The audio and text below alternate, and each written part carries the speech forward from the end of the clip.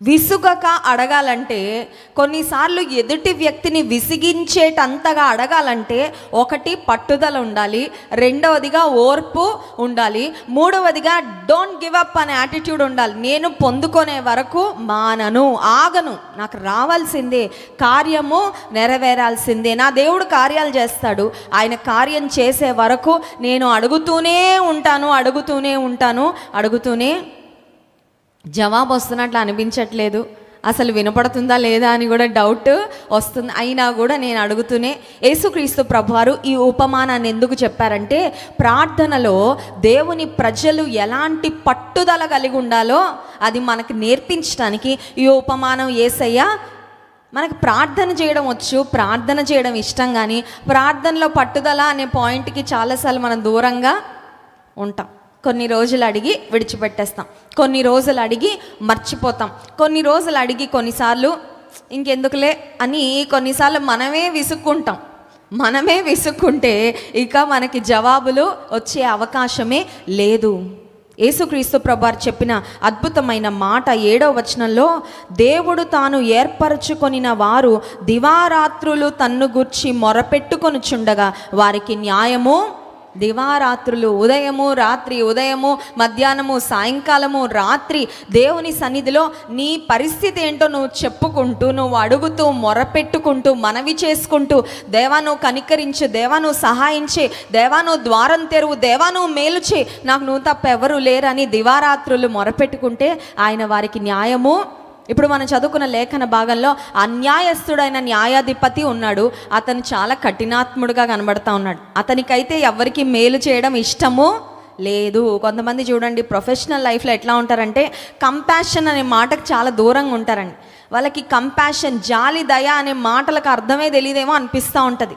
ఎలాంటి వారు, ఎంత దీనస్థితిలో ఉన్నవారు, ఎంత నిస్సహాయతలో ఉన్నవారు వెళ్ళి ఒక్కొక్కసారి వారు రిక్వెస్ట్ చేసుకున్నా కూడా వారు అంటారు, నాకు ఎలాంటి సంబంధము లేదమ్మా, నేనైతే ఏమీ చెయ్యను, నా నుండి ఏమీ ఎక్స్పెక్ట్ చేయకు అని కఠినాత్ముడైన న్యాయాధిపతి ఈ విధవరాలు మాటిమాటికి వెళ్ళి గోజాడుతుంటే ఆయనకు చేయాలని లేదు, కానీ ఆయన విసిగిపోయి ఇక ఆమె తన దగ్గరికి రావడం మానేస్తుందనంట ఆమెకు మేలు చేసి పంపించాడు. కానీ దేవుడు నీతి కలిగిన న్యాయాధిపతి అండి. ఒక కాయిన్కు హెడ్ అండ్ టెయిల్, బొమ్మ బొరుసు అంటారు కదా, హెడ్ అండ్ టెయిల్ ఉన్నట్లు దేవునికి కూడా 2 కోణాలు ఉన్నాయి. ఒకటి దేవుడు ప్రేమ కలిగిన వాడు, దేవుడు దయ కలిగిన వాడు, దేవుడు కరుణ జాలి కలిగిన వాడు. అట్ ద సేమ్ టైం దేవుడు నీతిమంతుడు, న్యాయవంతుడు. He is a just God. అన్యాయంగా ఆయన ఎప్పుడు కూడా ఏది చెయ్యడు. కొన్నిసార్లు మన నోట్లో నుండి ఒక మాట వచ్చే అవకాశం ఉంటుంది. సమస్యల మధ్యలో ఉన్నప్పుడు దేవుడు అన్యాయము చేశాడు అనిపిస్తుందండి. కొంతమంది ఎదుటి వాళ్ళకి ఆలోచన ఉంటుంది కదా, వీళ్ళు వెళ్ళి వేస్తాను, దేవుడు ఏంటమ్మా నీకు ఇంత అన్యాయము చేశాడు. మాట్లాడగలిగితే ఎదుటి వారిని విశ్వాసంలో బలపరిచే మాటలు మాట్లాడాలి, కానీ వారిని విశ్వాసంలో బలహీనపరిచే మాటలు ఎప్పుడు కూడా మనం మాట్లాడడానికి వీలు లేదు. అందుకే వాక్యంలో వ్రాయబడింది, క్షేమాభివృద్ధికరమైన మాటలు మనము మాట్లాడాలంట. మన యొక్క సంభాషణలు ఉప్పు వేసినట్లు రుచికరమైనవిగా, కృపాసహితమైనవిగా ఉండాలని దేవుని వాక్యం మన జ్ఞాపకం చేస్తుంది.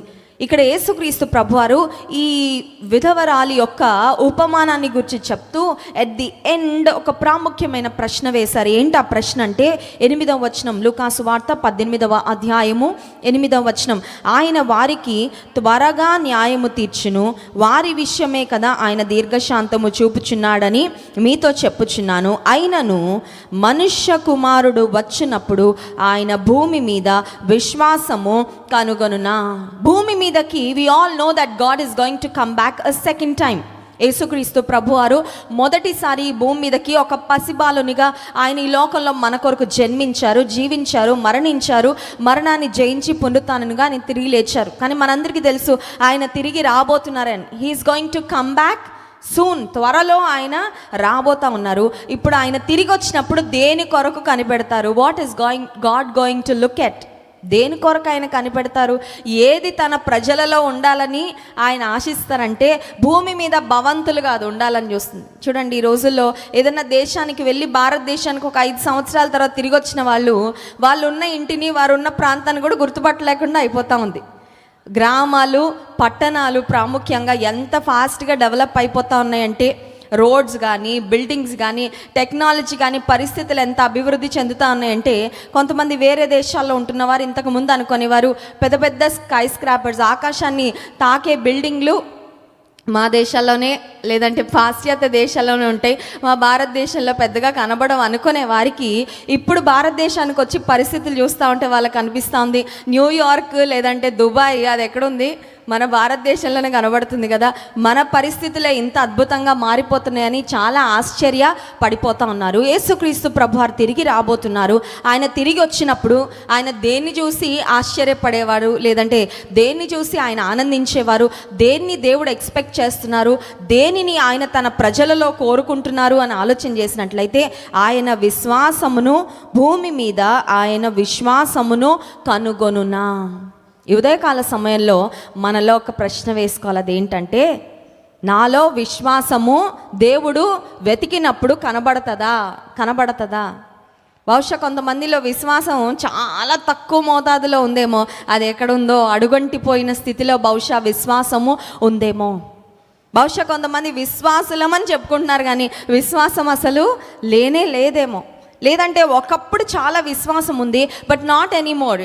కానీ ఇప్పుడు పరిస్థితులను బట్టి అయితే లోక సంబంధమైన వాతావరణము లేదంటే లోక సంబంధమైన వ్యక్తుల యొక్క ప్రభావం వలన ఒకవేళ విశ్వాసం తగ్గిపోయిందేమో. దేవుడు ఆశిస్తుంది ఏంటంటే మనలో విశ్వాసాన్ని కనుగొని. ఎంత విశ్వాసం కావాలండి? ఎంత విశ్వాసం ఉంటే సరిపోద్ది?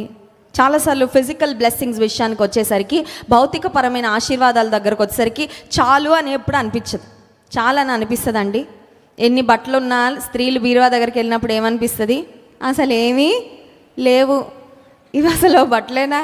యవనస్తులు తల్లిదండ్రుల దగ్గరకు వచ్చి అంటూ ఉంటారు, ఏంటి మమ్మీ అసలు బట్టలే, అయ్యో ఇదంతా నీవే కదా నాన్న బట్టలు అంటే వాళ్ళ అభిప్రాయం ఏంటంటే కొత్త బట్టలు లేవన్నమాట. కొత్త బట్టలు లేకపోతే బట్టలే.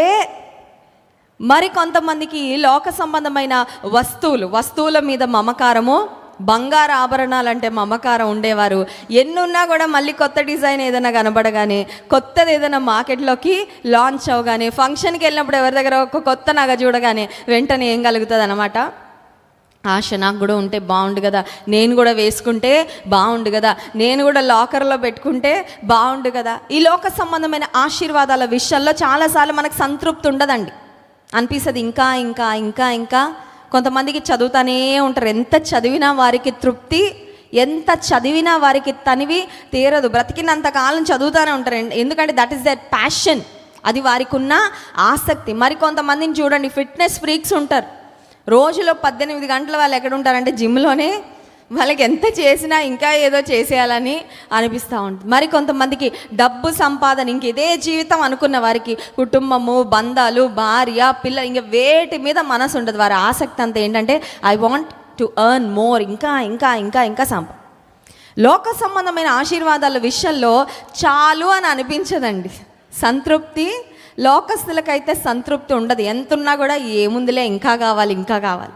అందుకే వాక్యంలో వ్రాయబడింది, సంతుష్టి సహితమైన దైవ భక్తి గొప్ప లాభ సాధనం. దేవుడిచ్చిన దాన్ని బట్టి తృప్తి కలిగి కృతజ్ఞత చెల్లించడం, దేవుడిచ్చిన వాటిని సరిగ్గా వినియోగించుకోవడం, అది దేవుడు తన ప్రజలకు ఇచ్చే ఒక ఆశీర్వాదం. It is a blessing. అయితే దురదృష్టకరమైన పరిస్థితి ఏంటంటే లోక సంబంధమైన విషయాలు, ఫిజికల్ బ్లెస్సింగ్స్, మెటీరియల్ బ్లెస్సింగ్స్, వస్తువులు లేదంటే భౌతికపరమైన దీవెనల విషయంలో మనకి చాలా అనిపించదు, కానీ ఆత్మ సంబంధమైన విషయాల్లో కొంచెం చేయగానే మనకి తృప్తి వచ్చేస్తూ ఉంటుంది. అవునా కాదండి? ఇవాళ కొద్దిసేపు ప్రార్థన చేసుకున్నాను కానండి, ఇంకా చాలు. దేవుని కొరకండి ఇంత చిన్న పని చేశానండి, ఇంకా చాలు. దేవునిలో ఇంత ఎదుగుతున్నానండి, చాలు. స్పిరిచువల్ థింగ్స్ విషయంలో, ఆత్మ సంబంధమైన విషయాలలో మనల్ని మనం లిమిట్ చేసుకుంటాం కొన్నిసార్లు.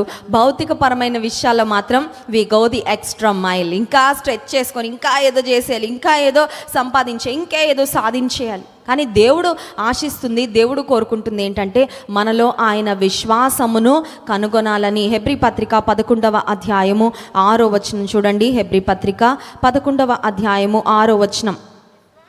విశ్వాసము లేకుండా దేవునికి ఇష్టుడై ఉండుట అసాధ్యము. దేవుని యొద్దకు వచ్చువాడు ఆయన ఉన్నాడనియు తన్ను వెదుకు వారికి ఫలము దయచేయు వాడనియు నమ్మవలెను కదా.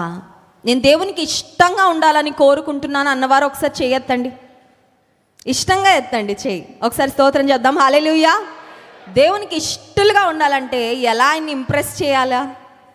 విశ్వాసము ద్వారా మాత్రమే దేవుడు ఇంప్రెస్ అవుతారు. హల్లెలూయా.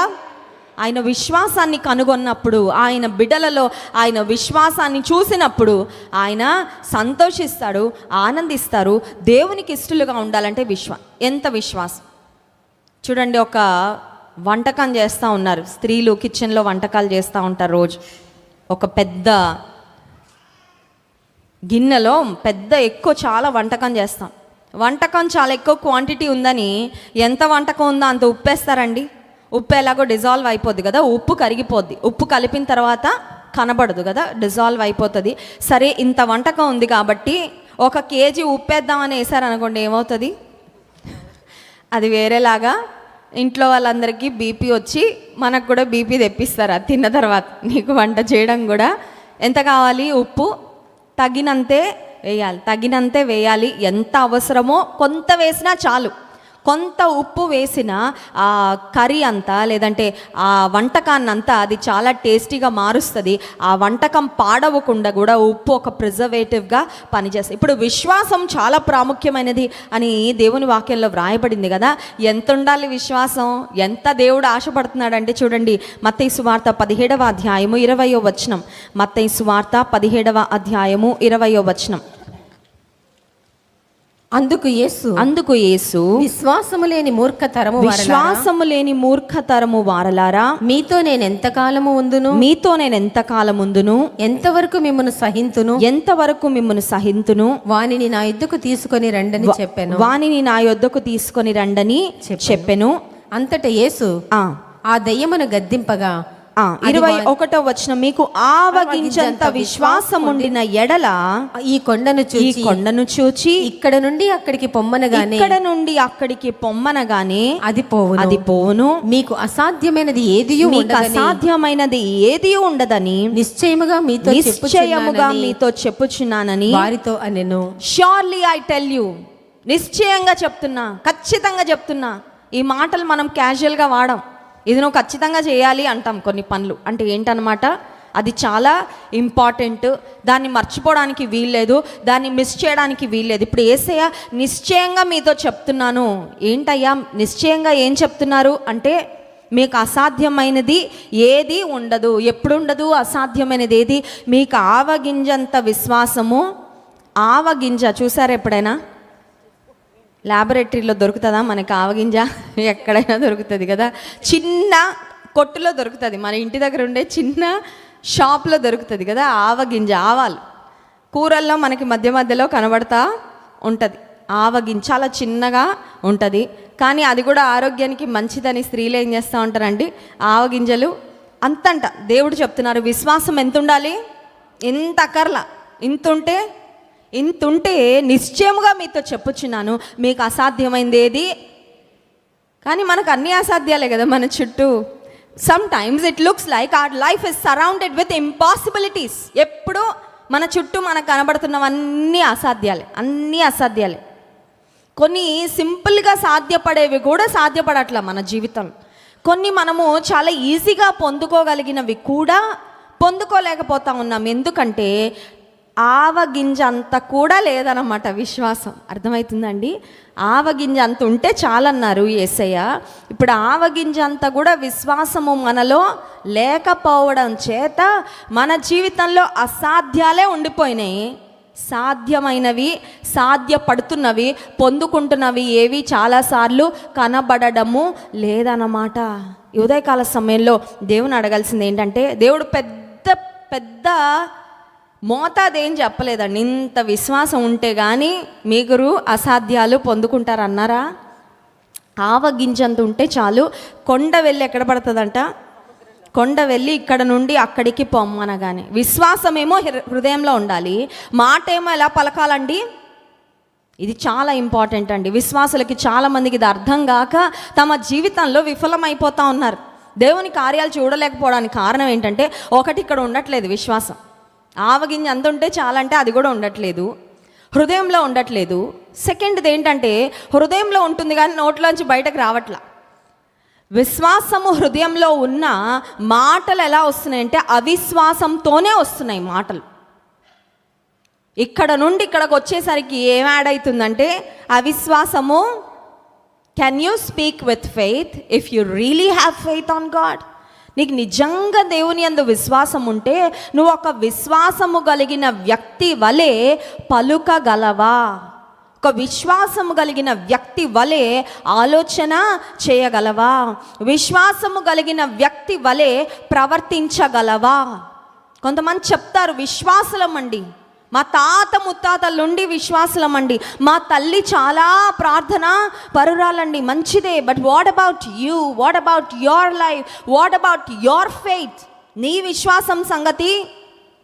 నా తల్లిదండ్రిలో మంచి రక్తం ఉంటే, నాకు రక్తహీనత ఉంటే నేను ఆరోగ్యంగా ఉండగలనా? నో. చాలామంది అనుకుంటారు మా మదర్ విశ్వాసం, మా ఫాదర్ విశ్వాసం. ఆఫ్ కోర్స్ వాళ్ళ ప్రార్థనలు నీకు దీవెన, వారి యొక్క విశ్వాస జీవితము, వారి మాదిరి, వారి దేవుని కొరకు బ్రతికిన జీవితానికి నీకు కూడా ఆ ఫలం దేవుడు ఇస్తాడు. కానీ నువ్వు పరలోకానికి వెళ్ళాలంటే, నీవు దేవునికి ఇష్టంగా జీవించాలంటే నీలో ఉండాలి కదా విశ్వాసం. ఆవగించేంత విశ్వాసం ఉంటే సముద్రంలో వెళ్ళి కొండని పడమంటే అది చాలా కష్టం అండి. ఎప్పుడైనా జరిగిందా అది? అంత జరగాల్సిన అవసరం కూడా లేదు కదా. ఎందుకంటే మన ముందు కొండలేమి లేవు. కొండలు చూడాలంటే ఎక్కడికి వెళ్ళాలి? రంపచోడవరం, వైజాగ్, అక్కడికి వెళ్తే కొండలు కనబడతాయి. అవన్నీ దేవుని మహాకృపలు రోడ్డు పక్కనే ఉంటాయి. మనకేమో చక్కగా స్మూత్గా హైవే ఉంటుంది, మనం వెళ్ళిపోవడమే. కొండని వెళ్ళి సముద్రంలో పడమని చెప్పాల్సిన అవసరము. కానీ ఇక్కడ యేసయ్య దేని గురించి మాట్లాడుతున్నారంటే కొండల వంటి సమస్యలు, కొండల వంటి వ్యక్తులు. కొంతమంది ఉంటారు కొండల్లా అక్కడే తిష్టేసుకొని. They are always right in front of your eyes bothering you. నీ కళ్ళ ముందే ఉంటారు, నేను బాధిస్తూ ఉంటారండి. ఇక వాళ్ళని చూసినప్పుడల్లా గుండె జారిపోతా, నీకు వాళ్ళని చూసినప్పుడల్లా అయ్యో ప్రభా ఇంత పెద్ద సమస్య నా జీవితంలో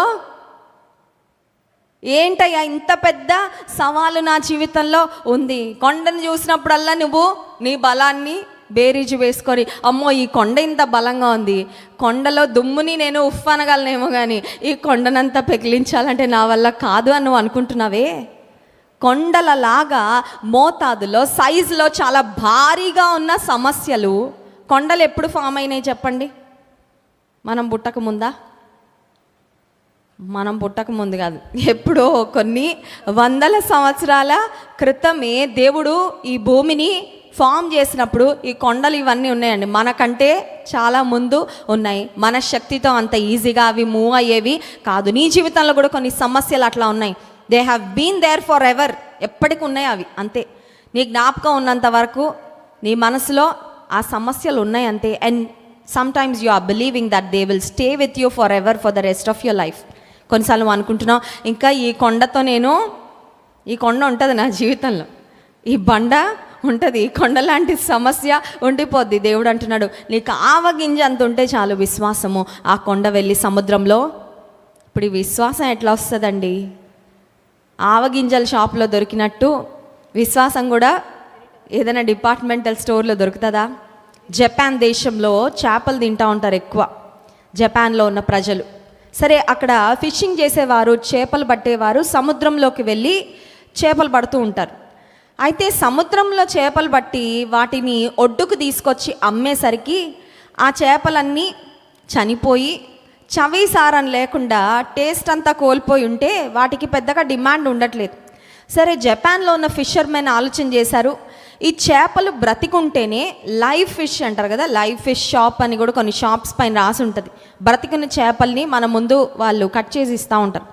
సరే, బ్రతికున్న చేపలకు ఉన్న టేస్ట్ చనిపోయిన చేపలకు ఉండడం లేదని వారు సముద్రంలోకి తీసుకొని వెళ్ళే ఆ బోట్స్లో పెద్ద పెద్ద వాటర్ ట్యాంక్స్ కట్టి ఆ వాటర్ ట్యాంక్స్లో ఈ చేపలన్నీ వేసి పట్టుకొస్తూ ఉంటే ఈ చేపలు ఎలా తయారైపోయాయంటే సముద్రంలో చాలా యాక్టివ్గా ఉండేవి, కానీ ఆ వాటర్ ట్యాంకుల్లో వేయగానే వాటికి చాలా హ్యాపీగా అనిపించి అందులో నిద్రపోతున్నాయి, మత్తుగా ఉంటున్నాయి. అవి కూడా తీసుకొచ్చి మార్కెట్లో అమ్ముతుంటే టేస్ట్ ఉండట్లే, ఎవరు కొనుక్కోవట్లేదు. ఈ జాలర్లు ఆలోచన చేశారు, ఈ చేపలు బాగా బ్రతికి యాక్టివ్గా ఉంటేనే అవి మంచి రుచిగా ఉంటున్నాయి అనే విషయాన్ని గమనించి ఇప్పుడు ఏం చేశారంటే ఆ సముద్రము నుండి పట్టిన తర్వాత వాటిని ఆ ఓడలలో పెద్ద పెద్ద ట్యాంక్స్లో వేసిన తర్వాత అందులో ఒక్కొక్క ట్యాంక్లో ఒక్కొక్క చిన్న సైజు షార్క్ ఫిష్ను వదిలేసేవారు. షార్క్ ఫిష్ అంటే తెలుసండి, షార్క్ ఫిష్ ఏం చేస్తుందంటే మిగతా చేపల్ని తింటుంది. ఆ షార్క్ ఫిష్ ఉందంటే మిగతా చేపలకు నిద్ర పట్టదు. ఎప్పుడైతే ఈ షార్క్ ఫిష్ ఆ ట్యాంక్స్లో వేశారో ఆ మిగతా చేపలన్నీ వాటిని బయటకు తెచ్చే వరకు ఆ ట్యాంక్లో తిరుగుతూనే ఉండేవన్నమాట. They were constantly on the move, తిరుగుతూ ఉండేవి, యాక్టివ్గా ఉండేవి. సరే బయటకు వచ్చి మార్కెట్లో అమ్ముతూ ఉంటే ఇప్పుడు వాటికి మామూలు డిమాండ్. అప్పుడు ఈ జాలర్లకు అర్థమైంది, ఈ చేపలకు వెనకాల ఒక శత్రువు, వెంటాడే వేధించే ఒక శత్రువు ఉంటే తప్ప అవి యాక్టివ్గా. కొన్నిసార్లు మన సమస్యలు కూడా మన వెనకాల పడుతున్న షార్క్ ఫిష్లు. ఎందుకంటే ఆత్మీయంగా మత్తుగా ఉంటారండి కొంతమంది. ఉలుకు పలుకు ఉండదు, చలనము ఉండదు. దేవుని బిడ్డనని చెప్తారు కానీ ప్రార్థనా జీవితము ఉండదు. ఎందుకంటే నొప్పి తగలట్లా, చిన్న సెగ కూడా తగలట్లేదు కదా. విశ్వాస జీవితంలో చిన్న సమస్య కూడా రానప్పుడు when all is smooth and comfortable, మనకి ప్రార్థన చాలాసార్లు నిజంగా భారంతో మనం ప్రార్థన మోకాళ్ళ మీద చాలాసార్లు మనం పడము. కొన్నిసార్లు ఆత్మీయ జీవితంలో చాలా కంఫర్ట్లోకి వెళ్ళిపోతూ ఉంటామండి. అందుకని దేవుడు కొన్నిసార్లు మనల్ని ఏం చేస్తాడంటే కంఫర్ట్ జోన్లో నుండి బయటకు తోస్తాడండి. దేవుడు కొన్నిసార్లు ఏం చేస్తాడండి, ఇంతవరకు బాగా సుఖంగా ఉన్నావు కానీ కొంచెం సమస్యలు అనుమతిస్తాడు. ఎందుకు సమస్యలు అనుమతిస్తాడంటే నీవు నేను విశ్వాసములో ఎదగడానికి. అన్నీ బాగున్నప్పుడు విశ్వాసం వాడతామండి. అసలు అన్నీ బాగున్నప్పుడు విశ్వాసం వాడాల్సిన అవసరమే లేదు. విశ్వాసం వాడాల్సిన అవసరమే లేదు. నేను జాబ్ చేస్తూ ఉన్నప్పుడు నేను అదే అనుకునేదాన్ని. నెల తిరిగే లోపే శాలరీ వచ్చేస్తూ ఉంది అకౌంట్లో. ఇంత డబ్బులు ఉండగా అసలు నేను విశ్వాసం వాడాల్సిన అవసరమే రావట్లేదు ప్రభా. నాకు అసలు విశ్వాసం వాడాల్సిన నీడ్ నా జీవితంలో అరైజ్ అవ్వట్లేదు. చిన్నప్పటి నుండి కూడా, బాల్యం నుండి కూడా పేదరికం కానీ లేమనేది కూడా తెలియకుండా దేవుని కృప వల్ల దేవుడు పెంచాడు. సో నాకు విశ్వాసం అనేది వాడాల్సిన అవసరం పెద్దగా రాలేదు. కానీ జాబ్ చేస్తున్నప్పుడు దేవుని సన్నిధిలో అడిగా, ప్రభా విశ్వాసంతో బ్రతకడం అంటే ఎలా ఉంటుందో నేను రుచి చూడాలని అనుకుంటా. I want to live by faith, విశ్వాసంతో బ్రతకాలని అనుకుంటున్నా ప్రభు అనగానే దైవజనులతో వివాహం అయిన తర్వాత నుండి ఈ రోజు వరకు నేను చెప్పగలను, విశ్వాసముతో బ్రతకటం అంటే ఏంటో ఐఎమ్ ఎక్స్పీరియన్సింగ్ ఇట్ అండి. హల్లెలూయా. అనుభవపూర్వకంగా విశ్వాసంతో బ్రతుకుతున్నా. ప్రతి సందర్భంలో ప్రతి సమయంలో దేవుడు విశ్వాసాన్ని బయటకు తీసి వాడే కృప ఇస్తూ ఉన్నాడు. విశ్వాసాన్ని వాడుతూ ఉన్నప్పుడు ఏమవుతుందంటే విశ్వాసము అధికమవుతుంది. హల్లెలూయా. విశ్వాసము అధికమవుతుంది. నీ జీవితంలో విశ్వాసము ఎక్కడో పెట్టేసావేమో నువ్వు. Maybe it's last somewhere. కొన్నిసార్లు మన ఇంట్లో కొన్ని వస్తువులు ఉంటాయి కానీ అవి ఎక్కడ ఉంటాయో మనకే తెలియదు. కానీ బాగా వాడే వస్తువులు అనుకోండి, కిచెన్లో కూరగాయలు కట్ చేసే నైఫ్, అది ఎక్కడుందనగానే స్త్రీలు తడుముకోకుండా కళ్ళు మూసుకొని కూడా వెళ్ళి పలానా చోట అండి అని తీసిస్తారు. ఎందుకంటే because they use it on a regular basis, ప్రతిదినం వాడతారు. మరికొన్ని వస్తువులు ఉంటాయి, అవి ఎక్కడ ఉంటాయంటే ఉన్నాయి కానండి, ఎక్కడ ఉన్నాయో తెలియదండి. ఇప్పుడు బాగా వెతకాలండి, 1 గంట 2 గంటలు పడుతుందండి. అప్పుడు కానీ ఉందండి, ఉండడం అయితే ఉంది, but I don't use it. నేను దాన్ని ఎక్కువగా వాడట్లేదు. కొన్నిసార్లు మన జీవితంలో విశ్వాసం ఉంటుంది, లేదని కాదు, కానీ దాన్ని మనము వాడమండి. If you don't use it, నువ్వు విశ్వాసాన్ని వాడకపోతే విశ్వాసం వలన ఫలాన్ని నువ్వు ఎలా పొందుకోగలవు? నువ్వు విశ్వాసాన్ని వాడకపోతే అసాధ్యాలుగానే ఉండిపోతాయి కదా. నువ్వు విశ్వాసాన్ని వాడకపోతే నీ జీవితంలో అద్భుత కార్యాలు ఎలా పొందగలవు? నువ్వు ఈ దేవుని కొరకు సాక్షిగా ఎలా నిలబడగలవు? ఇంకో ప్రాముఖ్యమైన విషయం, మన విశ్వాసం మనకే కాదండి, మన విశ్వాసం మనం ఎవరి కొరకు ప్రార్థన చేస్తాం వారికి కూడా చాలా ఉపయోగపడుతుంది. నీ విశ్వాసము, నువ్వు విశ్వాసంలో అభివృద్ధి పొందితే, విశ్వాసంలో ఎదిగితే, your faith blesses your life and your faith helps you to be a blessing to others. ఇతరులకు నువ్వు దీవెనకరంగా ఉండాలంటే కూడా నీ విశ్వాసం ఎంతగానో దోహదపడుతుంది, నీ విశ్వాసం ఎంతగానో ఉపయోగపడుతుంది. కరోనా సమయంలో ఒక సహోదరి నాకు రాత్రి దాదాపు 11:45 దాటిపోయింది, 12 అవుతా ఉంది, ఒంగోలు అనే ప్రాంతం నుండి ఒక సిస్టర్ కాల్ చేశారు. అన్నోన్ నంబర్ అది. చాలా చాలా అలసిపోయి ఉన్నాను కరోనా సమయంలో. ఎందుకంటే దినమంతా కాల్స్ చేస్తూ ఉండేవారు, ఎంతోమంది ప్రేయర్ చేయించుకుంటూ ఉండేవారు. ఆ తర్వాత ప్రతిరోజు లైవ్స్ ఉండేవి. I was very very tired. Almost ఇంట్లో అందరు నిద్రపోయారు. నా ఫోన్ రింగ్ అవుతా ఉంటే దేవుడు అంటున్నారు, నువ్వు వెళ్ళి ఫోన్ మాట్లాడు, you should attend the call, నువ్వు మాట్లాడాల్సిందే. దేవుడు ప్రేరేపణ ఇస్తూ ఉంటే ఓపిక లేకపోయినా ఫోన్ పట్టుకొని నేను హాల్లోకి వచ్చి కూర్చుంటే అవతల వైపు నుండి ఒక సహోదరి ఏడుస్తూ మాట్లాడుతున్నారు. ఏమైంది సిస్టర్, ఎందుకు ఏడుస్తున్నారు? నా భర్తకు బాగాలేదండి, నా భర్త ఆరోగ్య పరిస్థితి బాగాలేదు, ఆయనకి కరోనా వచ్చింది, అంత మాత్రమే కాదు ఆయన బాడీ అంతా కూడా సెప్టిక్ షాక్లోకి వెళ్ళిపోయింది. సెప్సిస్ అంటారండి, బాడీలో సెప్టిక్ షాక్ అంటారు, అవయవాలన్నీ ఎఫెక్ట్ అయిపోతాయి. నా హస్బెండ్ ఇప్పుడు వెంటిలేటర్ మీద ఉన్నారు, డాక్టర్స్ చెప్తున్నారు ఇంకా అవకాశాలు లేవు. నాకు 2 చిన్న పిల్లలు ఉన్నారు, ప్రార్థన చేయండి. మా బంధువులు ఎవ్వరు కూడా లేరు నా దగ్గర, ఎందుకంటే కరోనా సమయం, హాస్పిటల్ నిండా కరోనా కేసులు కాబట్టి బంధువులు ఎవ్వరు కూడా నా దగ్గర లేరండి. పిల్లల్ని కూడా నేను ఇంటి దగ్గర పెట్టాను, నేను ఒక్కదాన్నే ఉన్నాను నా భర్త దగ్గర. ఇప్పుడు నేను మోకాళ్ళు వేస్తున్నాను నా భర్త బెడ్ దగ్గర ఐసీయూలో. నా కొరకు, నా భర్త కొరకు ప్రాముఖ్యంగా ప్రార్థన చేయండి అని ఆ సహోదరి ఏడుస్తా ఫోన్ చేస్తే, ఆ రాత్రి కాల సమయంలో దాదాపు అర్ధరాత్రి సమయం భారంతో ప్రార్థన చేసిన తర్వాత పెట్టేశాక ఫ్యూ డేస్ తర్వాత ఆ సహోదరి కాల్ చేసి చెప్పారు, ఆ రాత్రి దేవుడు అద్భుతం చేశాడండి, నా భర్త బాడీని అంతా దేవుడు హీల్ చేశాడు, ఆయనని సజీవుల లెక్కలో దేవుడు ఉంచాడు. హల్లెలూయా. కొన్ని నెలలు అయిన తర్వాత కుటుంబం అంతా వచ్చారండి మన ఇంటి దగ్గరికి. కుటుంబం అంతా వచ్చి కలిసి చెప్పారు, సిస్టర్ మేము యూకే వెళ్ళబోతున్నాం, నేను నా భర్త మా 2 పిల్లలు, దేవుడు మాకు యూకేలో లండన్ ప్రాంతంలో ఒక మంచి ఉద్యోగ అవకాశం నా భర్తకి ఇచ్చాడు, so we're going to move.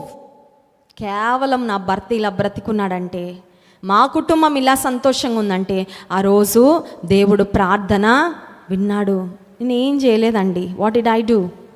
నాకున్న విశ్వాసాన్ని నేను వాడి ప్రార్థన, నీకు తెలుసా విశ్వాసం ఎంత విలువైనదో నీకు తెలుసా? విశ్వాసం నీ జీవితానికి ఎంత వాల్యూ యాడ్ చేస్తుందో నీకు తెలుసా? నీలో ఉన్న విశ్వాసము నీ చుట్టూ ఉన్న వారికి నువ్వు దీవెనకరంగా ఉండడానికి నీకెంత దోహదపడుతుందో నీకు తెలుసా? You know how effective faith is, you know how effective a faithful prayer is. విశ్వాసంతో చేసే ప్రార్థన ఎంత శక్తివంతమైనదో నీకు తెలుసా?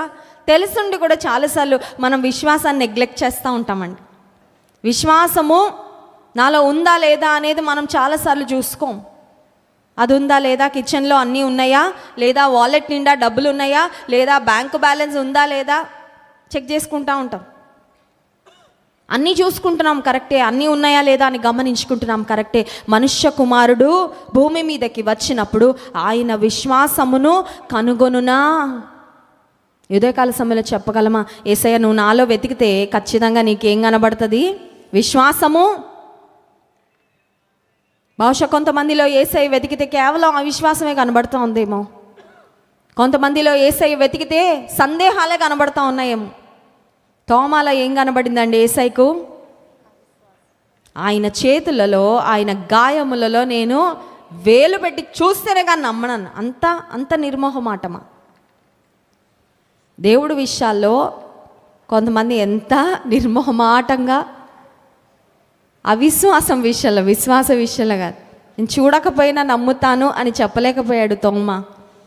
యేసయ్య చూపించాడు, తన గాయాలలో వేలు పెట్టి చెక్ చేసుకోమన్నారు యేసయ్య. కానీ ఒక మాట చెప్పారు తోమాకి, అవిశ్వాసివి కాక విశ్వాసివై ఉండంతే. నువ్వు ఉండు. ఎలా ఉండాలి? విశ్వాసిలాగా ఉండు. ఈ ఉదయకాల సమయంలో మనందరితో కూడా యేసయ్య అదే చెప్తున్నారు, be like a believer, speak like a believer, think like a believer, act like a believer. విశ్వాసిలా బ్రతుకు, విశ్వాసిలా మాట్లాడు, విశ్వాసిలా ప్రార్థన చేయి. కొన్నిసార్లు మనం ప్రార్థన చేస్తాం కానీ పొందను కానీ ఊరికే చేద్దాంలే అన్నట్లు చేస్తాం. ఏంటండి, పొందనని నాకు తెలుసు, ఇవ్వరని యేసయ్య ఇవ్వరని కూడా తెలుసు, ఊరికే ఓ ప్రార్థన. అది కాదండి. విశ్వాసం అంటే ఏంటంటే నేను ఖచ్చితంగా పొందుతాను అని నమ్మి చేయడం. రోమా పత్రిక 8వ అధ్యాయము 31వ వచనం చూడండి. రోమా పత్రిక 8వ అధ్యాయము 31. ఇట్లుండగా ఏమందుము, దేవుడు మన పక్షమున ఉండగా మనకు విరోధి ఎవడు? హల్లెలూయా. అపోస్తలుడైన పౌలు రోమాలో ఉన్న దేవుని సంఘాన్ని అడుగుతున్న ఒక ప్రశ్న, దేవుడు మన పక్షమున ఉండగా, if God be for us, if God is on our side, who can be against us? నువ్వు దేవుని పక్షంగా ఉంటే, దేవుడు నీ పక్షంగా ఉంటే మనకు విరోధి ఎవడు అంటే దాన్ని ఇంకొక మాటలు చెప్పాలంటే మనకు విరోధంగా ఎంతమంది వచ్చినా మనకేంటి అని అర్థమవుతుందండి. నీ పక్షంగా ఉన్నవారు బలహీనులైతే నీ విరోధులు ఎంత బలంగా ఉన్నారు చూసి నువ్వు భయపడాలి. నీకు విరోధంగా ఉన్న సమస్యలు, శత్రువులు ఎంత బలంగా ఉన్నారో చూసి నువ్వు నీరసించిపోవాలి, బలహీనపడిపోవాలి. దేవుడు మన పక్షమున ఉండగా మనకు విరోధి. Let me tell you one important thing. మీ జీవితంలో మీ ఆనందము కోరుకునేది దేవుడైతే నీ ఏడుపు కోరుకునేది అపవాది. నీ జీవితంలో నీ మనశ్శాంతి, నీ నెమ్మది, నీ సమాధానం కోరుకునేది దేవుడైతే నువ్వు మనశ్శాంతి లేకుండా బ్రతకాలని కోరుకునేది, నీ జీవితంలో నువ్వు ప్రేమ కలిగి సాగాలని కోరుకునేది దేవుడైతే ద్వేషంతో, కోపముతో, పగతో నువ్వు రగిలిపోవాలని, ప్రతీకార వాంఛతో బ్రతకాలని కోరుకునేది అపవాది. నీ జీవితంలో నువ్వు సహనముతో, దీనత్వంతో బ్రతకాలని కోరుకునేది దేవుడైతే నీ విరోధి అయిన అపవాది కోరుకునేది ఏంటంటే నువ్వు గర్వంతో నాశనం అయిపోవాలని. ఎందుకంటే అపవాదికి తెలుసు నాశనమునకు ముందు గర్వము. అందుకే పేతురు భక్తుడు అంటాడు, మీ విరోధి అయిన అపవాది గర్జించు సింహము వలె ఎవరిని మృంగుదునా అని వెదకుచు. అపవాదికి చిన్న చోటు చాలండి, చిన్న చోటే. పెద్ద ఇన్విటేషన్ ఇవ్వక్కర్లా. మనం ఇంటికి వెళ్ళి పెళ్లి కార్డు ఇస్తాం కదా, పెళ్ళికి రండి తప్పకుండా కుటుంబం అంతా అని చెప్తాం కదా, అలా అలా అంతలాగా ఇన్విటేషన్ ఇవ్వక్కర్లేదు సాతానికి. చిన్న ఛాన్స్ చాలండి, ఒక్క ఆలోచన చాలు, ఒక్క అవకాశం చాలు. Don't give a chance. కొంతమంది ఛాన్సులు తీసుకుంటారు. ఛాన్సులు చూడండి, బిల్డింగ్ పైన పిట్టగోడ మీద వీడియో తీసుకుంటూ నడిచేవాడు ఏం చేస్తున్నాడు అనమాట, ఛాన్స్. అవునా, అవకాశం తీసుకుంటాడు, పడాడంటే అయిపోయిందే. బైక్ని 100 పైన స్పీడ్ పెంచి వెళ్తున్నాడంటే ఏం తీసుకుంటున్నాడు అనమాట, ఛాన్స్. కొన్ని విషయాలను ఛాన్స్ తీసుకుంటే బ్రతికిపోతావేమో, ప్రాబబ్లీ నీకు ప్రమాదం రాకపోవచ్చేమో, కానీ అపవాదికి చిన్న ఛాన్స్ ఇచ్చావంటే ఏ ఛాన్స్ వదులుకోడండి వాడు, ఏ ఛాన్స్ వదులుకోడు వాడు. ఎందుకంటే వాడు వెతుకుతున్నదే, వాడు ఎదురు చూస్తున్నది ఒక ఛాన్స్ కొరకు, నువ్వు ఇచ్చే ఒక్క ఛాన్స్ కొరకే. బలమైన వాక్యం వినేస్తున్నారండి, దేవుని ప్రేమించే బిడ్డలండి. ఒక్క అవకాశం ఇస్తే చాలా నీ వెనకాల కనిపెడతా ఉంటాడండి. ఒక్క అవకాశం. నీ ఇంటిలోకి ఒక్కసారి పిలువు చాలు, ఇంకెప్పటికీ వెళ్ళడు, తిష్టేసుకొని కూర్చుంటాడు. నీ మనసులోకి ఒక్కసారి ఇన్వైట్ చేయి, అంతే. ఒక్క పాపపు ఆలోచన, ఒక్క పాపపు తలంపు, that's enough to destroy your life. ఒక సహోదరి ఈ మధ్య నా దగ్గరకు వచ్చి ఆమె తన సాక్ష్యాన్ని పంచుకుంటూ ఒక మాట చెప్పారు. ఇంతకుముందు క్రైస్ట్ వర్షిప్ సెంటర్కి రాకముందు ఒక పురుషుని మోహపు చూపుతో నేను చూసేదాన్నమ్మా. ఒక పురుషుని చూడగానే పాపపు తలంపులు నా మనసులో వచ్చేవి. వాక్యానుసారమైన ఖచ్చితమైన వాక్యము కలిగిన దేవుని సంఘానికి దూరంగా ఉన్నంత వరకు నేను అనుకునేదాన్ని అది పెద్ద తప్పేం కాదని. కానీ ఇక్కడికి వచ్చిన తర్వాత దైవజనులు దేవుని వాక్యం అందిస్తూ ఉండగా యేసయ్య చేసిన కొండ మీద ప్రసంగంలో ఒక స్త్రీని మోహపు చూపుతో చూస్తే హృదయంలో వ్యభిచరించినట్లే. And it's the same for men or women. పురుషుడైనా స్త్రీ అయినా తప్పుడు దృష్టితో చూస్తే పాపమే అని తెలుసుకున్నా ఇక్కడికి వచ్చాక. అప్పటి వరకు తెలియలా, ఇక్కడికి వచ్చాక తెలుసుకున్న తర్వాత ఇంతకు ముందు ట్రై చేసేదాన్ని విడుదల పొందాలి అని.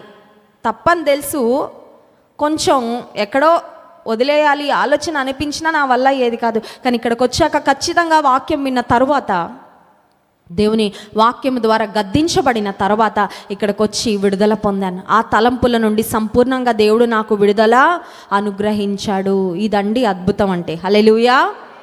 అద్భుతం అంటే రోగాలు పోవడం, ఉద్యోగాలు రావడం, అవన్నీ అద్భుతాలే. కానీ హృదయ మార్పు అద్భుతాలన్నింటిలో గొప్ప అద్భుతం. ఎందుకంటే పాప రోగం హృదయానికి పట్టింది, ఆ రోగాన్ని మాన్పగలిగిన వాడు, that is the biggest miracle. హృదయం మారితే ఆ తర్వాత అన్నీ మారుతాయండి. Everything else changes, everything else mends when your heart is mended. హృదయం బాగుపడితే పరిస్థితులన్నిటినీ కూడా దేవుడు దేవునిలో ఉన్నవారికి, దేవునిలో లేని వారికి తేడా ఏంటంటే, దేవునిలో ఉన్నవారు, దేవునికి దగ్గరగా ఉన్నవారు చిన్న తప్పుని కూడా పెద్దగా చూస్తారు. దేవునికి దూరంగా ఉండేవారిలో ఉన్న దుస్థితి ఏంటంటే, పెద్ద తప్పులు కూడా ఇదేం తప్పు కాదండి, సర్దుకుంటా ఉంటారండి. ఏం చేస్తారండి, సర్దుకుంటా ఉంటారు, కప్పుకుంటా ఉంటారు, సమర్థించుకుంటా ఉంటారు. అంతా బాగానే ఉంది, అంతా బాగానే ఉంది అనుకుంటా ఉంటారు. ఆ ధోరణి వచ్చింది అంటే అర్థం ఏంటంటే, ఆ టెండెన్సీ, ఆ ట్రెండ్ కనబడుతుంది అంటే అర్థం ఏంటంటే దేవునికి చాలా దూరము, చాలా ప్రమాదకరమైన స్థితిలో ఉందన్నమాట ఆత్మీయ జీవితం. మీ విరోధి అయిన అపవాది. నిన్నటి రాత్రి ఒక జంట పెళ్లి రోజని ప్రార్థన చేయించుకోవడానికి వచ్చారు. వాళ్ళు చెప్తా ఉన్నారు, కొన్ని సమస్యలు వచ్చాయి అక్క కుటుంబ జీవితంలో. ఇక్కడికి వచ్చి వెస్లీ గారి వాక్యం ద్వారా దేవుడు నాతో మాట్లాడారు. నాలో ఉన్న తప్పులు తెలుసుకున్నా, పరిస్థితులు చక్కబెట్టుకున్నా. అసలైతే మా కుటుంబం విడిపోవాలి, కానీ దేవుడు మమ్మల్ని కలిపాడు. ఒకటే చెప్పా వారిద్దరికి, ఆ అపవాదికి ఒక్క ఛాన్స్ కూడా ఇచ్చారంటే అయిపోయిందే. అపవాది ఎదురు చూస్తుందే ఒక అవకాశము, నీ కుటుంబ జీవితాన్ని పాడు చేయాలని, నీ ఆత్మీయ జీవితాన్ని పాడు చేయాలని, నీ సాక్ష్యాన్ని పాడు చేయాలని, నిన్ను దేవునికి దూరం చేయాలని ఒక్క అవకాశం కొరకే అపవాది చూస్తాను. కొన్నిసార్లు భర్తలు ఇస్తారు అవకాశం, కొన్నిసార్లు భార్యలు, కొన్నిసార్లు పిల్లలు ఇస్తారు అవకాశం. ఎవరిచ్చినా నష్టం కొన్నిసార్లు అందరూ భరించాల్సిందే అండి. మీ విరోధి అయిన అపవాది మనకు విరోధంగా ఆలోచిస్తాడు, పన్నాగాలు పన్నుతాడు. కొన్నిసార్లు అపవాది వ్యక్తులను ప్రేరేపించి, వాళ్ళు ఎలా ఉంటారంటే మన వెనకాలే ఉంటారండి. వాళ్ళకి ఎవరో జీతం ఇస్తున్నట్లే, ఎవరిని బాధించడానికి, మనల్ని బాధించడానికి. అపోస్తలుడైన పౌలు తన సేవా జీవితంలో, తన పరిచర్య జీవితంలో ఎన్నో పరిస్థితులు ఎదుర్కొన్నాడు దేవుని కొరకు. He has faced trials and tribulations for the sake of the gospel. సువార్త నిమిత్తము ఎన్నో శ్రమలు ఆయన అనుభవించాడు. 2 తిమోతి పత్రిక 4వ అధ్యాయము 17వ వచనం చూడండి. 2 తిమోతి పత్రిక 4వ అధ్యాయం 17వ వచనం. అయితే నా ద్వారా సువార్త పూర్ణముగా ప్రకటింపబడు నిమిత్తమును అన్యజనులందరూ దానిని విను నిమిత్తమును ప్రభు నా ప్రక్క నిలిచి నన్ను బలపరచెను గనుక నేను సింహపు నోట నుండి తప్పింపబడి తిని. అపోస్తలుడైన పౌలు సింహము నోట నుండి తప్పించబడ్డాడు. ఏంటయ్యా సింహం నోటి నుండి ఎలా తప్పించబడ్డారు దైవజనుడు అని అడిగితే, ప్రభు నా పక్షమున. ఉదయకాల సమయంలో దేవుడు నీ పక్షంగా ఉంటే, నువ్వు దేవుని పక్షంగా ఉంటే నువ్వు దేనికి భయపడాల్సిన అవసరము లేదు. హల్లెలూయా. ఒకసారి గుండె మీద చేసుకొని చెప్పగల, మా దేవుడు నా పక్షంగా ఉన్నాడని. ఆమేన్. God is on our side. If God is on our side, it doesn't matter who comes against. నీ ముందుకు రాజులు రాని, అధికారులు రాని, ప్రభుత్వాలు రాని, ఎవరైనా రాని, నీ ముందు తల వంచాల్సిందే. They cannot harm you. వారు నీకు ఎలాంటి హాని, కీడు కూడా కలుగ చేయలేరు. ప్రభు నా పక్షమున నిలిచి అనే మాట కీర్తనల గ్రంథంలో 7వ కీర్తన 2-3 వచనాలు చూడండి. 7వ కీర్తన 2-3 వచనాలు.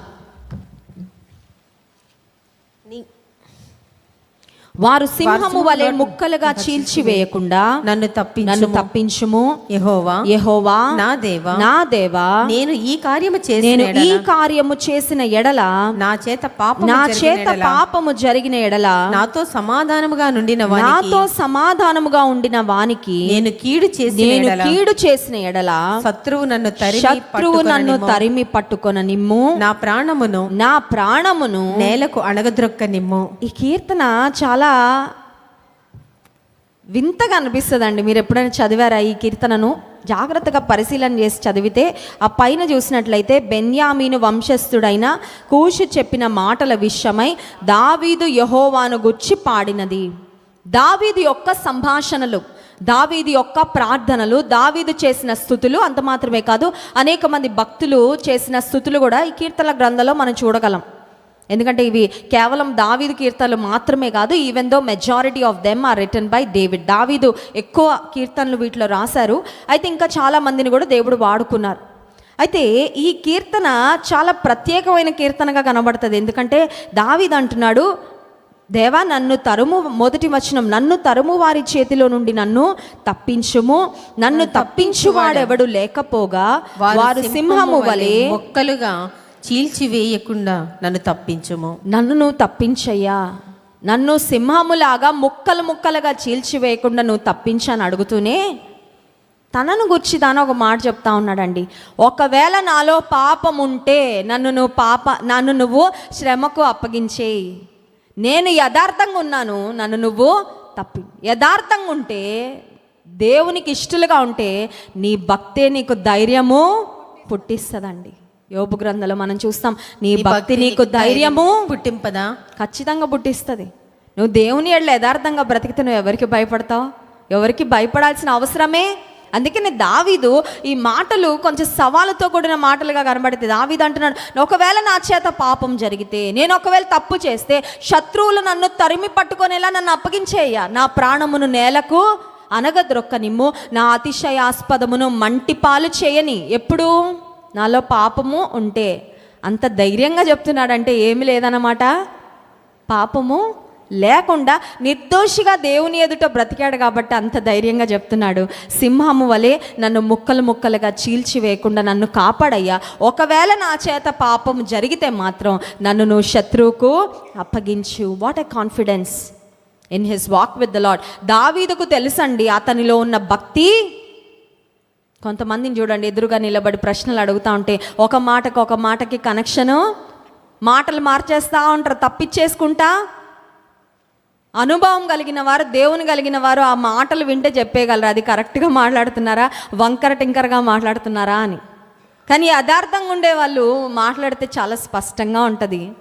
వాళ్ళు తడుముకోరండి, మాటల కొరకు తడుముకోరు. ముందొక మాట తర్వాత ఒక మాట చెప్పరండి. Because they have confidence, they know what they are doing. వాళ్ళు ఏం చేస్తున్నారు వాళ్ళకి తెలుసు కాబట్టి వారి మాటల్లో ఏముంటుందంటే చాలా యథార్థత ఉంటుంది, ధైర్యము. దావీదు భక్తుడు అంటున్నాడు, ఒకవేళ నా చేత పాపము జరిగితే నన్ను శత్రువుకు అప్పగించయ్యా, కానీ నాకు తెలిసి నేను యథార్థంగా నీ ఎదుట నడుచుకుంటున్నాను, నీ శరణుజొచ్చి ఉన్నాను. ఉదయకాల సమయంలో శత్రువులు నిన్ను బాధిస్తున్నారా? మనుషులు నీకు విరోధంగా ఒకవేళ ఒక పన్నాగం పన్ని అందరూ నీకు విరోధంగా లేచారా? నిన్ను బాధించేవారు నిన్ను పరుగులు పెట్టిస్తూ ఉన్నారా? దేవుడు జ్ఞాపకం చేసిన ప్రాముఖ్యమైన మాట, దేవుడు మన పక్షమున ఉండగా మనకు విరోధి ఎవరు? Who can stand against us? పోయిన వారం మనం జ్ఞాపకం చేసుకున్నాం దేవుని వాక్యంలో.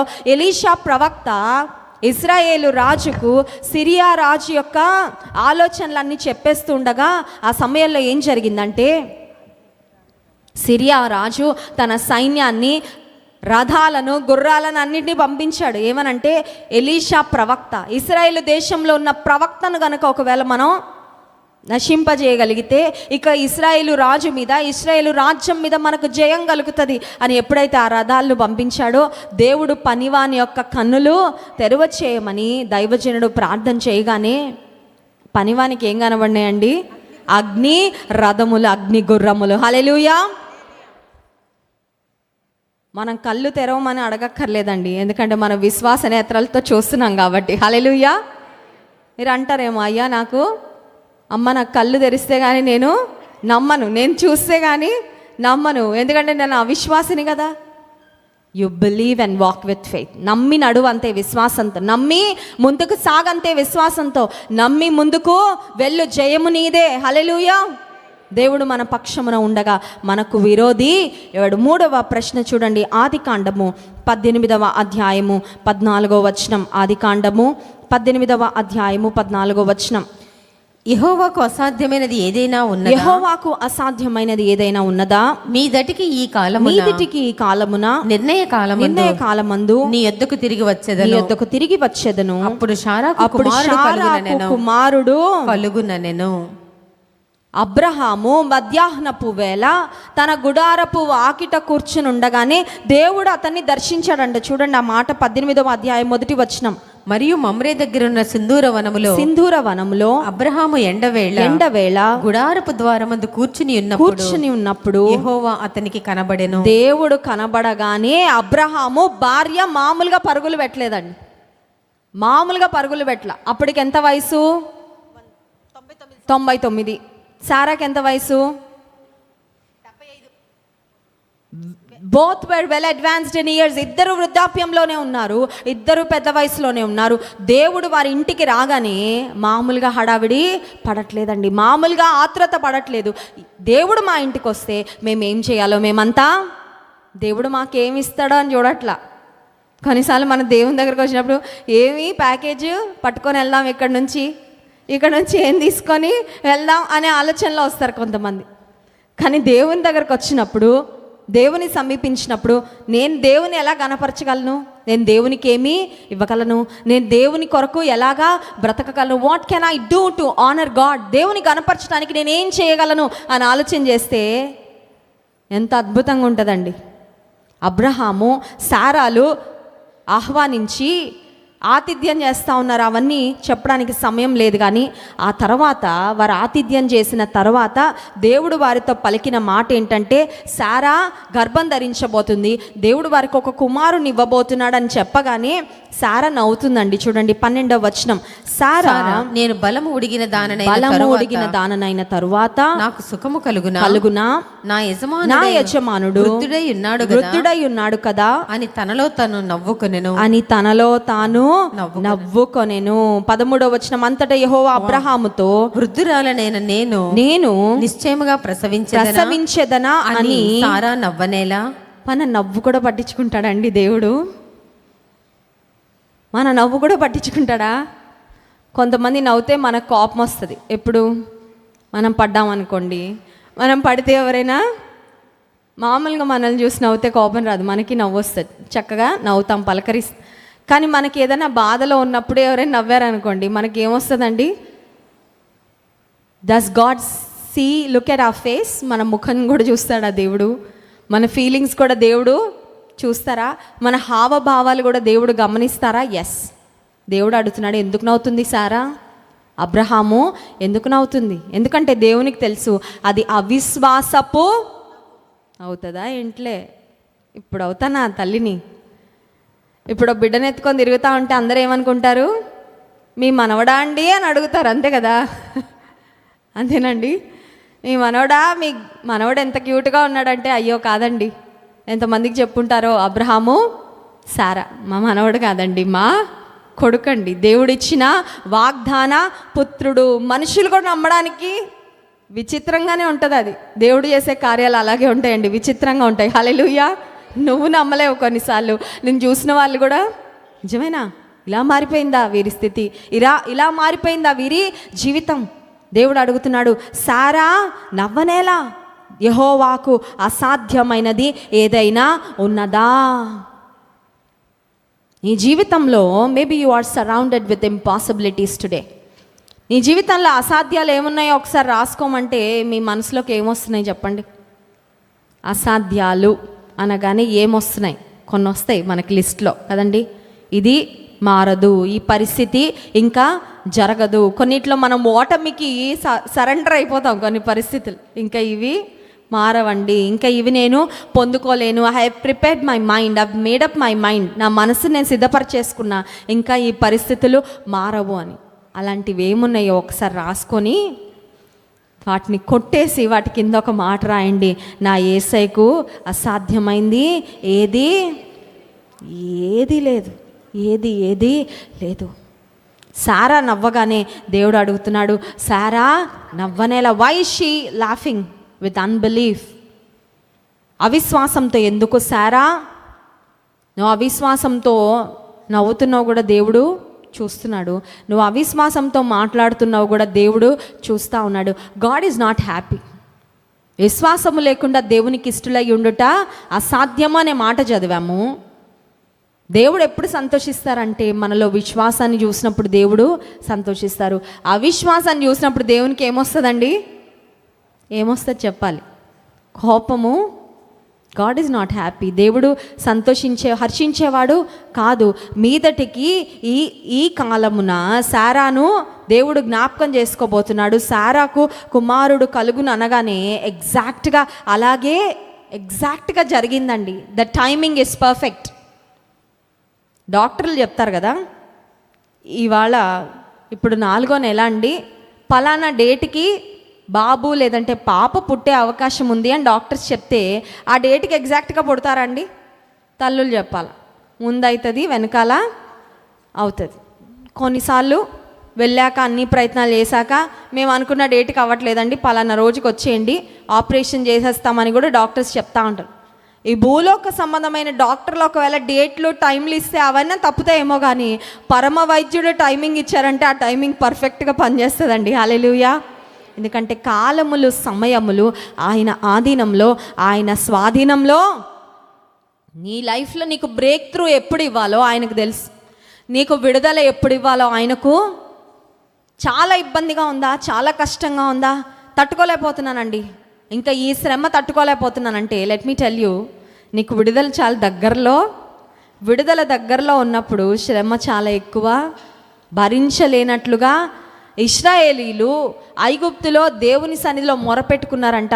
ఐగుప్తీయులు ఫరో పెట్టిన కఠిన బాధలకు ఆ సమయంలో దేవుడు వారి కొరకు విడుదల ఇచ్చాడండి. ఎప్పటికీ మగ్గిపోలా స్లేవరీలో, ఎప్పటికీ మగ్గిపోలా బానిసత్వంలో. నీ జీవితంలో అనుకుంటున్నావేమో ఇంకెప్పటికీ, maybe I will be surrounded with mountains all the days of my life. ఈ కొండలు ఎప్పుడు నా జీవితంలో చుట్టుముట్టే ఉంటాయేమో, ఈ సమస్యలు ఎప్పటికీ ఉండిపోతాయేమో, ఈ అసాధ్యాలు ఎప్పటికీ అసాధ్యాలుగానే ఉండిపోతాయేమో. Just believe, నమ్మంతే.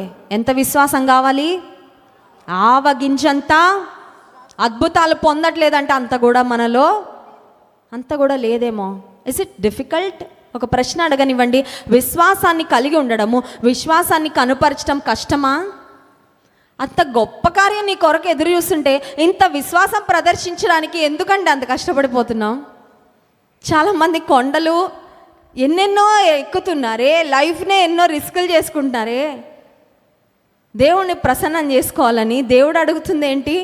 ఆవగింజంతా అది ఉంటే చాలంటే అది కూడా చాలాసార్లు మనము కనపరచలేం. చాలాసార్లు దేవునికి ప్రూవ్ చేయలేకపోతున్నాం నాలో విశ్వాసము ఉందయ్యా, ఇదిగో నా విశ్వాసం. అందుకని నేను ఎప్పుడు ఒక మాట చెప్తా ఉంటా, అద్భుతం పొందాలంటే పెట్టుబడి ఏంటి తెలుసా? విశ్వాసమే. హల్లెలూయా. వ్యాపారాల్లో ఏమంటారండి? పెట్టుబడి అంటారు కదా, ఇన్వెస్ట్మెంట్ లేకుండా రిటర్న్స్. రైట్ ప్లేస్లో ఇన్వెస్ట్ చేయాలి, రైట్ అమౌంట్ ఇన్వెస్ట్. మంచి ప్లేస్లో కొంచెం ఇన్వెస్ట్ చేస్తే ఏమొస్తుంది? రిటర్న్ కొంచెమే. రాంగ్ ప్లేస్లో ఎక్కువ ఇన్వెస్ట్ చేస్తే అసలు ఏమీ రాదు, మొత్తం వేస్ట్. దేవుడు సరి అయిన వాడు, తన్ను వెదుకు వారికి ఆయన ఫలము దయచేయు. ఆయన దగ్గరకు you are going to the right person. దేవుని దగ్గరకు వెళ్తున్నావు, ఎవరి దగ్గరికి వెళ్ళాలో వారి దగ్గరకు వెళ్తున్నావు, కానీ పెట్టాల్సినంత పెట్టుబడి పెట్టట్లా. చాలాసార్లు నీవు నేను అద్భుతాలు పొందుకోవాలంటే పెట్టాల్సిన పెట్టుబడి ఏంటండి? విశ్వాసమే పెట్టుబడి. హల్లెలూయా. ఈ ప్రాంతము, ఈ స్థలం అంతా తీసుకున్న తర్వాత ఒక ఫ్యామిలీ వచ్చారు. ఆ కుటుంబం అమెరికా దేశం నుండి వచ్చారు. వాళ్ళ అబ్బాయి చిన్న బాబు. సరే వెస్లీ గారి స్థలం చూపిద్దామని వాళ్ళు తెలుగు వాళ్ళే ఇక్కడికి తీసుకొని వచ్చారు. తీసుకొచ్చిన తర్వాత వెస్లీ గారు చెప్పారు, ఇక్కడ చాలా పెద్ద చర్చ్ కట్టబోతున్నామని చెప్పారు వాళ్ళ అబ్బాయికి. We're going to build a very big church అనగానే వాడు అడుగుతున్నాడు, ఇక్కడ ఏమీ లేదు, పెద్ద చర్చ్ కడతారా అని అడిగాడు. చిన్న బాబు కదా, తన మనసులో వచ్చిన ఆలోచన, we're standing in the middle of nowhere. ఇక్కడ అసలు అక్కడ ఏమున్నాయంటే అప్పుడు కుక్కలు, ఎముకలు, ఆ తర్వాత చెట్లు, మొక్కలు, చెత్త, అదంతా ఇక్కడ ఉందండి ఈ ప్లేస్లో. This was a dry waste land. ఒక వేస్ట్ ల్యాండ్గా ఉంది ఈ ప్రాంతం. చూసి అడుగుతున్నాడు, ఇక్కడ ఏం లేదు, చెత్త చెదారం ఖాళీగా ఉంది, ఇక్కడ పెద్ద చర్చ అంటున్నాడు. మళ్ళీ కొంతకాలం తర్వాత అబ్బాయి వచ్చేసరికి ఏమైందండి? Dry waste land, but God turned it into a miracle place. ఒక అద్భుత స్థలముగా, ఒక ఆరాధన స్థలముగా దేవుడు. బహుశా నీ జీవితంలో కూడా ఒక డ్రై వేస్ట్ ల్యాండ్ లాగా ఉందేమో నీ లైఫ్. ఏమి లేదండి అసలు, హోపే పెట్టుబడి. ఏం పెట్టాలి? పెట్టుబడి, విశ్వాసం అనే పెట్టుబడి.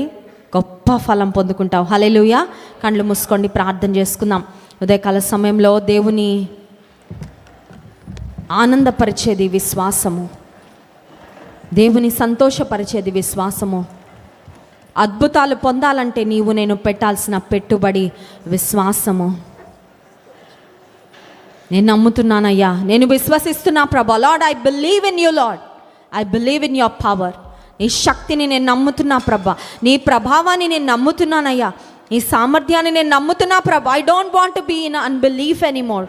ఇప్పటి వరకు అవిశ్వాసంతో ఉన్నాను కానీ ఇక ఉండనయ్యా, నమ్ముతున్నానయ్యా. నమ్ముదు నిన్నే.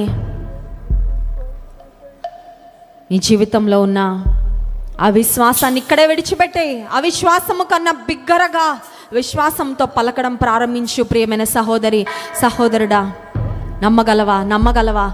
యేసయ్య నేను నమ్ముతున్నా, చెప్దామా, నోరు తెచ్చి చెప్దామా? యేసయ్య నేను నమ్ముతున్నానయ్యా, ఈ కార్యం నువ్వు నెరవేరుస్తావని నమ్ముతున్నా. యేసయ్య నేను నమ్ముతున్నా, ఈ సమస్య నుండి నాకు విడుదల ఇస్తావని నమ్ముతున్నా. యేసయ్య నేను నమ్ముతున్నాను, నా దేహంలో నువ్వు ఆరోగ్యం కలగ చేయబోతున్నావని. యేసయ్య నేను నమ్ముతున్నాను, నీ కొరకు నన్ను నిలబెట్టబోతున్నావని. యేసయ్య నేను నమ్ముతున్నా నిన్నే మేము నమ్ముతున్నామయ్యా. నీ శక్తిని మేము నమ్ముతున్నాము, నీ బలమును మేము నమ్ముతున్నాము, నీ సామర్థ్యమును మేము నమ్ముతున్నాము, నీ తలంపులు, నీ ఉద్దేశాలు మేము నమ్ముతున్నాం ప్రభా. ఏ మనిషి నమ్మదగిన వాడు కాదు, కానీ నువ్వైతే నమ్మదగిన దేవుడో ప్రభా. మాకు తెలుసయ్యా, మా క్షేమము కోరేవాడవు, మా మేలు కోరేవాడవు, మా ఆనందాన్ని కోరేవాడవు, మా యొక్క దీవెనను, మా ఉన్నతిని ఆకాంక్షించేవాడు నీ ఒక్కడవే ప్రభా. We thank you Lord. అనేక మార్లు విశ్వాసాన్ని పెట్టుబడిగా పెట్టలేక ఖాళీ చేతులతో, ఖాళీ జీవితాలతో మిగిలిపోతున్నామయ్యా. దేవా, మా విశ్వాసాన్ని అధికపరచండి, మాకు గొప్ప విశ్వాసం ఇవ్వండి అయ్యా. ఉదయకాల సమయంలో అడుగుతున్నాం ప్రభా. గొప్ప ధనము కాదయ్యా మేము అడుగుతుంది, గొప్ప దీవెనలు కాదయ్యా అడుగుతుంది, గొప్ప విశ్వాసం అడుగుతున్నాం. ఎందుకంటే మాకు తెలుసు, మాకు గొప్ప విశ్వాసం ఉంటే మేము గొప్ప కార్యాలు పొందుకుంటామని మాకు తెలుసయ్యా. మేము గొప్ప విశ్వాసాన్ని కలిగి ఉంటే గొప్ప కార్యాలు మా ద్వారా జరుగుతాయని మాకు తెలుసు ప్రభువా. Lord, we want great faith. Lord, give us great faith. మా విశ్వాసాన్ని అధికపరచండి. అవిశ్వాసంతో మేము ఎప్పుడు మాట్లాడామో, అవిశ్వాసంతో మేము ఎప్పుడు ప్రవర్తించామో, అవిశ్వాసంతో మేము ఎప్పుడు ఇతరులతో నాయన సంభాషించామో మమ్మల్ని క్షమించు నాయన. ఇక ముందు నుండి ఆవగింజంత విశ్వాసం ఉంటే చాలన్నా. మా విశ్వాస పరిమాణాన్ని పెంచండి. నీ మందిరానికి వచ్చిన మేము ఎవ్వరం కూడా అవిశ్వాసముతో మిగిలిపోకూడదయ్యా, అవిశ్వాసులతో విజ్జోడుగా ఉండకూడదు ప్రభా. అవిశ్వాసమును చూపించి సారా నవ్వనేలా అని మేము చెప్పించుకోకూడదయ్యా. ఆనాడు సారా నమ్మలేకపోయింది, కానీ నువ్వు వాగ్దానం చేసావు, నెరవేర్చావు. తండ్రి నీకు స్తోత్రం. నీ కార్యాలను మేమెన్నడూ సందేహించకుండా ప్రభా, నీవే మార్గంలో నడిపించినా గమ్యానికి చేరుస్తావని, మంచి డెస్టినేషన్ మా కొరకు నీవు ఏర్పాటు చేసావని మేము పరిపూర్ణంగా నమ్ముతున్నాము, మేము విశ్వసిస్తున్నాం ప్రభా. ఏ అసాధ్యాలు మా జీవితంలో ఉన్నాయో ఆనాడు అబ్రహాము సారాతో పలికారు, వచ్చే సంవత్సరము మీ దగ్గరికి, ఈ కాలమున, వచ్చే సంవత్సరం ఈ సమయానికి సారా కుమారుని కనబోతుందని. Lord, we believe in the coming days we will not see the troubles that we are facing right now.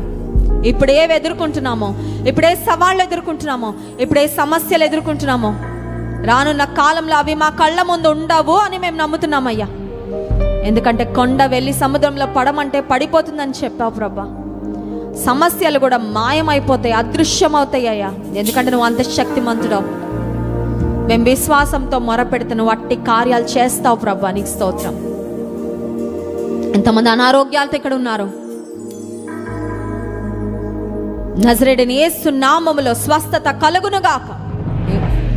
మా కొరకు కాచిన అమూల్యమైన రక్తము, నీ గాయముల నుండి సవిస్తున్న అమూల్యమైన రక్తములో మా ప్రతి బలహీనత, మా ప్రతి వ్యాధి, మా ప్రతి రోగము అయ్యా కొట్టివేయన ఆయన. శక్తిని, ఆరోగ్యం, బలం ఇవ్వండి. ఎంతమంది వారి జీవితాలలో గడ్డు సమస్యలతో నీరసించిపోయారో ప్రభా, జీవితంలో ఆనందము, సంతోషాన్ని కోల్పోయి నిరాశతో బ్రతుకు పండి నీడుస్తున్నారు ప్రభా. వారిని జ్ఞాపకం చేసుకో అయ్యా, జ్ఞాపకం చేసుకో ప్రభా. సమృద్ధి జీవాన్ని ఇవ్వడానికి లోకానికి వచ్చారయ్యా, మీకు స్తోత్రం. ఈ కార్యాలు జరిగించండి. నా యందు విశ్వాసం ఉంచువారు వీటికంటే మరి గొప్ప కార్యాలు చేస్తారని చెప్పావు ప్రభా. మేము నమ్ముతున్నాము.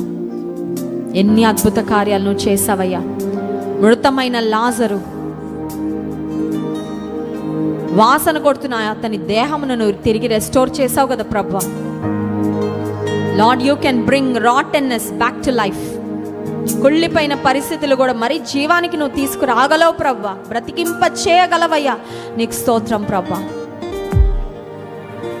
అసాధ్యాలను సాధ్యపరిచే దేవా, నీ ప్రజల జీవితంలో గొప్ప కార్యాలు జరిగించి ఎన్నో సాక్ష్యములు నీ మంచితనాన్ని గురించి, నీ గొప్పతనాన్ని గురించి ఎన్నో సాక్ష్యములు, నీ మహత్కార్యాలను గురించి ప్రతి కుటుంబం చెప్పాలయ్యా. సంఘంలో ఉన్న ప్రతి కుటుంబం వివరించాలి ప్రభు నీ కార్యాలు. అట్టి కృప దయచే ప్రభు. మేమెవ్వరం ఒట్టి చేతులతో మిగిలిపోకూడదయ్యా. మేమెవ్వరము ఉన్న స్థితిలో ఆగిపోకూడదు, ఉండిపోకూడదు ప్రభు.